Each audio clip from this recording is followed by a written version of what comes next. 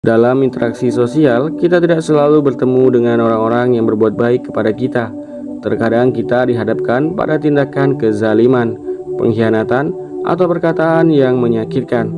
Secara naluriah muncul keinginan untuk membalas perbuatan buruk tersebut dengan keburukan yang serupa. Sebuah dorongan untuk menegakkan keadilan menurut perspektif pribadi. Namun, sebagai seorang muslim yang beriman, kita dihadapkan pada pertanyaan mendasar. Apakah salah jika aku jahat dengan orang yang telah menjahatiku?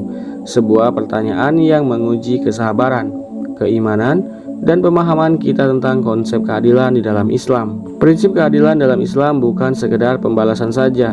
Islam sangat menjunjung tinggi keadilan.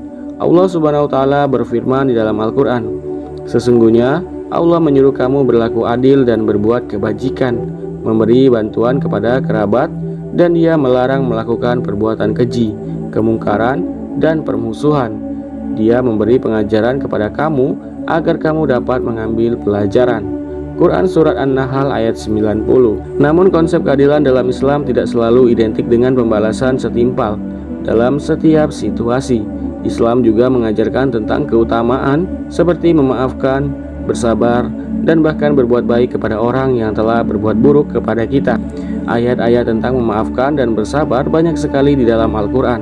Al-Quran menyebutkan tentang keutamaan memaafkan dan bersabar sebagai ciri-ciri orang yang bertakwa dan dicintai oleh Allah, seperti di dalam surat Asy-Syura ayat 40-43. Dan balasan suatu kejahatan adalah kejahatan yang serupa, tetapi barang siapa memaafkan dan berbuat baik kepada orang yang telah menjahatinya, maka pahalanya langsung dari Allah.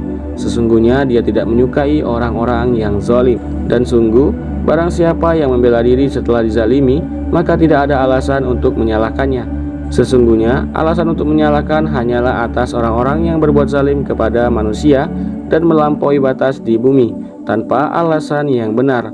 Mereka itu mendapatkan azab yang pedih. Tetapi barang siapa yang bersabar dan memaafkan, sungguh yang demikian itu termasuk perbuatan yang mulia. Ayat-ayat ini menjelaskan bahwa meskipun membalas kejahatan dengan kejahatan yang setimpal diperbolehkan dalam batas tertentu, akan tetapi memaafkan dan berbuat baik adalah yang lebih utama, dan ganjarannya langsung dari Allah. Kesabaran dan memaafkan adalah ciri-ciri orang yang memiliki keteguhan hati, seperti di dalam surat Al-Imran ayat 134.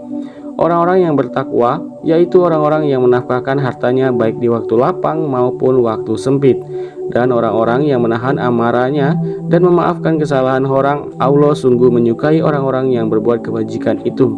Ayat ini menggambarkan salah satu sifat orang bertakwa adalah mampu menahan amarah dan memaafkan kesalahan orang lain.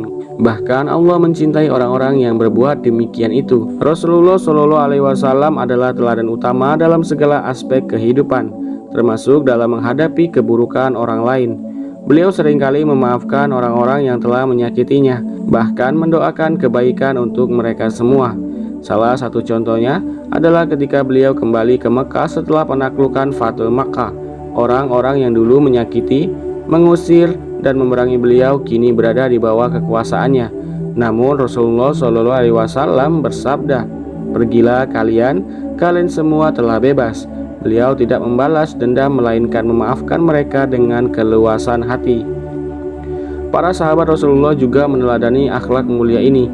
Diriwayatkan bahwa Abu Bakar Siddiq radhiyallahu anhu pernah bersumpah untuk tidak membantu Mistah binti Utsatsa, seorang kerabatnya yang telah ikut menyebarkan berita bohong tentang putrinya, Aisyah radhiyallahu anha. Namun setelah turun ayat yang memerintahkan untuk memaafkan dan melupakan kesalahan orang, Abu Bakar segera menarik sumpahnya dan kembali membantu Mistah. Cerita pendukung lainnya yaitu hikmah di balik kesabaran dan pemaafan. Ada banyak kisah yang menunjukkan hikmah dan kebaikan yang muncul dari kesabaran dan pemaafan.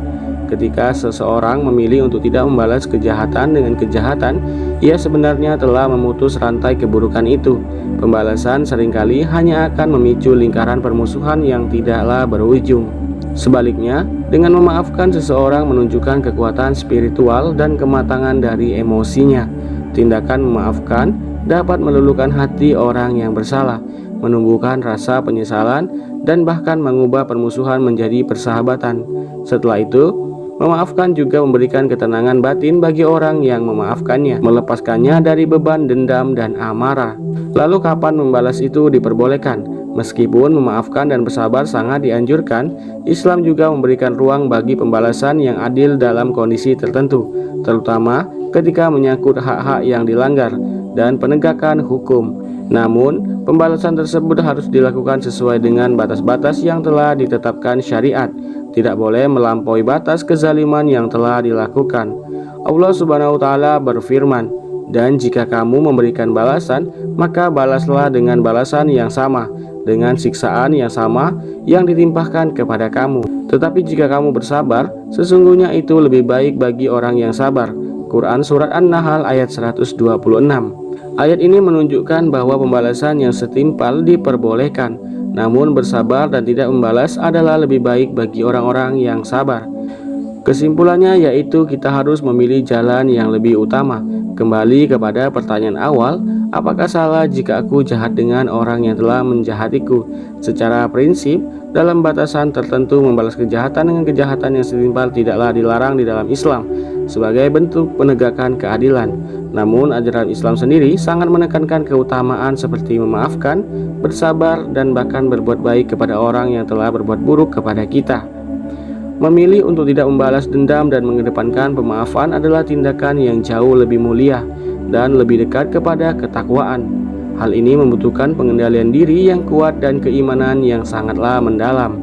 Ganjaran bagi orang-orang yang mampu menahan amarah serta memaafkan kesalahan orang lain sangatlah besar di sisi Allah. Oleh karena itu, meskipun dorongan untuk membalas dendam secara naluriah, sebagai seorang muslim kita hendaklah berusaha untuk mengendalikan diri, mempertimbangkan maslahat yang jauh lebih besar, dan memilih jalan yang lebih utama, yaitu jalan kesabaran dan pemaafan. Dengan demikian kita tidak hanya meraih kemuliaan di sisi Allah, tetapi juga menciptakan kedamaian dan harmoni dalam kehidupan bermasyarakat. Semoga Allah Subhanahu wa taala memberikan kita kekuatan untuk meneladani akhlak mulia Rasulullah SAW dan menjadikan kita termasuk orang yang mampu memaafkan kesalahan orang lain. Amin ya robbal alamin.